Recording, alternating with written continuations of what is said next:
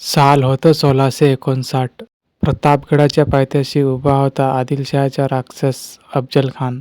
उद्देश एकच, शिवाजी महाराजांचा अंत. खानाने पाठवला संदेश, चल भेटूया, मैत्री करूया.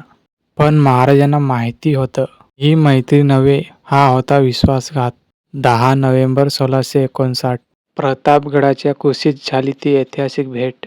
खानाने मिठी मारताच काढली कट्यार, पण महाराज सज्ज होते. वाघ नख्यांनी फाडला खानाचा कोट आणि संपला त्याचा गर्व. तेवढ्यात खानाचा सरदार सय्यद बंडा धावून आला. वार करणार इतक्यात जिवा महाला पुढे सरसावला. एका वारात संपवला बंडा. म्हणूनच इतिहास म्हणतो, होता जिवा म्हणून वाचला शिवा. प्रतापगड आजही साक्षीदार आहे धैर्य, बुद्धिमत्ता आणि स्वराज्याच्या शौर्याचा. अशाच शिवरायांच्या कथा ऐकायला चॅनलला सबस्क्राईब करा.